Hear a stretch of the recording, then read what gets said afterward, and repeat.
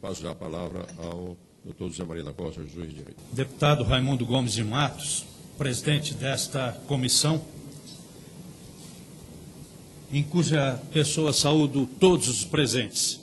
Permito-me apenas uma exceção, quebrando o protocolo do coração, de saudar o meu companheiro de colegial, companheiro de curso clássico, portanto, curso de letras, curso de direito, deputado Edinho Araújo, do PMDB de São Paulo,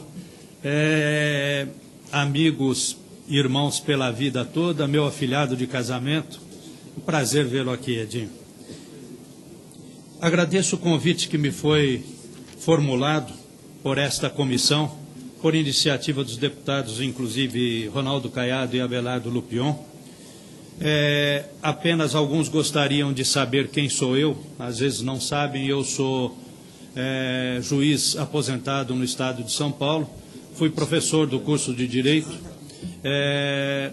trabalhei bastante nesta área, portanto, como juiz de Direito, fui eu quem proferiu a primeira sentença no país sobre queimada de cana no comecinho da década de 90.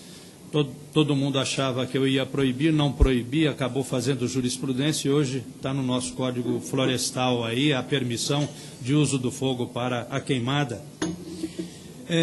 Quero dizer aos senhores que eu venho aqui não para defender parte nenhuma, eu venho aqui porque sou chamado a colaborar, e isso me honra muito, para que este país possa ter uma legislação minimamente adequada. E hoje, de maneira específica, eu quero trazer as minhas palavras aqui, no sentido de que os senhores possam ter elementos para escolher critérios para que a lei que os senhores aprovarem seja uma lei que possa ter condições de ser efetivamente cumprida.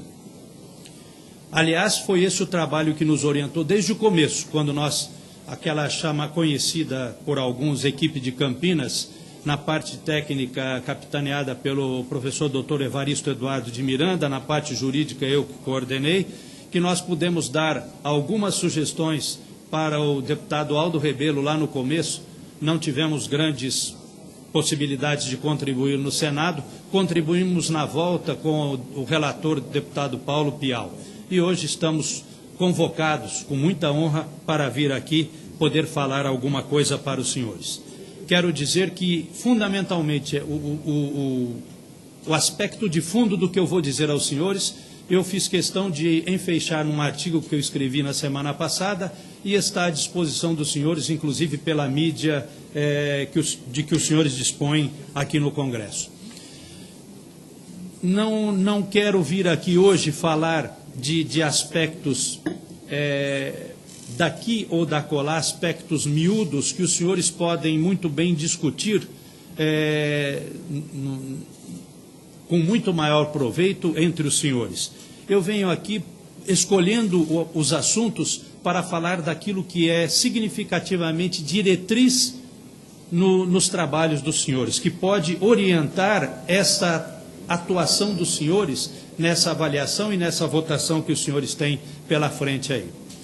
E quero dizer o seguinte: em primeiro lugar, existem alguns problemas conceituais, alguns problemas de lineamento, a começar pelo artigo 4º, onde foram modificadas algumas posições tomadas pela Câmara dos Deputados na última votação, pela medida provisória. Então, lembro apenas de passagem a questão do conceito de área úmida que foi trazido novamente para o Código. Imagine os senhores que conceito mais fluido pode haver do que uma área úmida, e essa área úmida acaba sendo aquela que deve ser protegida em determinadas circunstâncias. Tomem cuidado com o que os senhores vão fazer com o que se diz da área úmida que foi trazida pela medida provisória. E nessa questão ainda quero lembrar aos senhores que o artigo 68, que foi trazido lá, consagrando o respeito à legislação do tempo no que diz respeito à reserva legal, eu gostaria de pedir aos senhores que, pensassem como diretriz do trabalho dos senhores que aquele respeito à consolidação na conformidade com a lei do tempo, que os senhores possam analisar também o artigo 61 com essa visão. No fundo, nós temos que procurar deixar respeitadas essas situações. Apenas lembro aos senhores que no meu estado, antes de eu nascer, já não sou tão novo, mas antes de eu nascer, havia, não sei se era nacional ou não a legislação, mas havia legislação para que o proprietário de imóvel nas margens dos cursos d'água fosse obrigado a simplesmente extrair aquilo que hoje é a área de preservação permanente, por uma razão muito simples, para evitar a propagação da malária. Os senhores devem se recordar de que houve um programa governamental que patrocinou, financiou, chamado Provárzea, financiou exatamente a exploração das várzeas para que houvesse o aumento da produção de grãos. Os senhores devem estar lembrados. Então, parece-me importante que, nesse aspecto do artigo 4º de conceitos e no artigo 61, no que diz respeito às áreas de preservação permanente, que os senhores, nos trabalhos de aprovação, que os senhores verifiquem essa questão de respeito às situações consolidadas na conformidade com a lei do tempo, na conformidade com aquilo que era a determinação daquela época. Mas eu quero falar fundamentalmente agora para os senhores sobre o que diz o artigo 1º. O artigo 1º foi aprovado na Câmara sem um apêndice dos princípios. No Senado, inicialmente os pareceres iniciais foram pela manutenção da redação do Senado. No último, da Câmara, obrigado. No último parecer que foi apresentado pelo senador Luiz Henrique, foram trazidos os princípios. E assim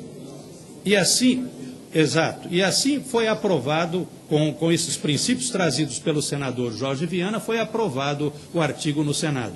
Voltando à Câmara, a Câmara retornou à redação original. Foi para a Presidência da República, houve o veto e houve o acréscimo, não apenas daqueles princípios anteriormente colocados, mas houve o acréscimo de mais um princípio ainda. Então, a questão que se põe hoje aos senhores no que diz respeito a esse artigo 1º aprovamos uma proposta sem o apêndice dos princípios ou aprovamos com os princípios? E o que muitos não veem é o real perigo que significa trazer esses princípios para a redação do artigo 1º. E eu explico aos senhores isso na condição de juiz que fui e na condição de advogado que sou, inclusive na área. Os perigos que acontecem por conta disso aí. E poucas pessoas no campo prático veem as dificuldades que isso tem. E eu me permito, dentro do exíguo tempo que eu quero tomar dos senhores, mas eu me permito fazer no campo jurídico algumas considerações. A antiga lei de introdução ao Código Civil, hoje lei de introdução às normas do direito brasileiro, traz no artigo 4º o que segue. Quando a lei for omissa, o juiz decidirá de acordo com a analogia, os costumes e os princípios gerais do direito. Repito, naquilo que nos interessa aqui, quando a lei for omissa, o juiz vai invocar, vai decidir de acordo com os princípios gerais do direito. Segundo lugar, nesse campo, no trabalho de investigação para aplicar a lei ao caso concreto, o que o juiz deve fazer então? Primeiro passo, verificar se existe lei aplicável ao caso concreto. Agora, o que tem acontecido é exatamente o seguinte. Existe hoje, o ministro Herman Benjamin já se manifestou nesse sentido, a questão da principiologia. O que existe hoje é o seguinte, existe um princípio e parte-se de uma premissa equivocada de que o princípio é maior do que a norma. Ninguém discute que o princípio é maior do que a norma, mas nós temos um direito que é um direito escrito. Existe a Constituição e existe uma legislação infraconstitucional escrita.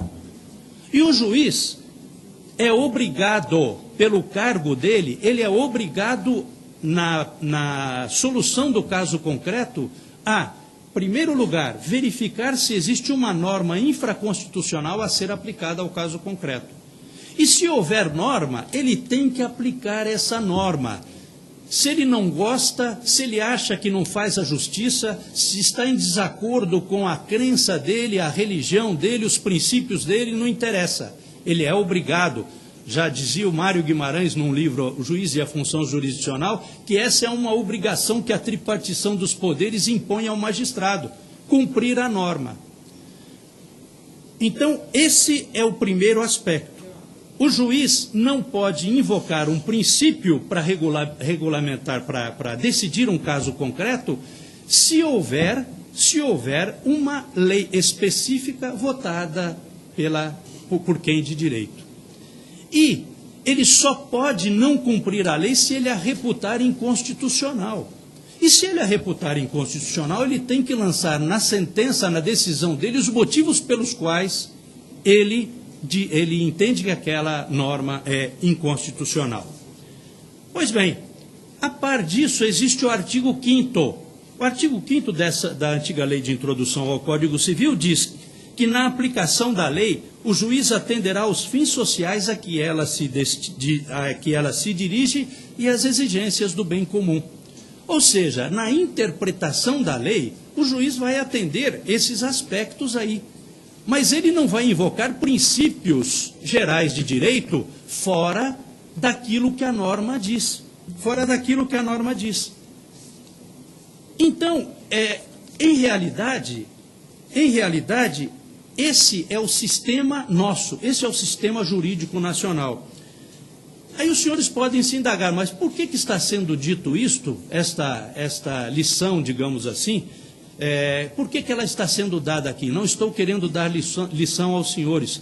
Eu estou querendo dizer que não é bem assim que tem acontecido.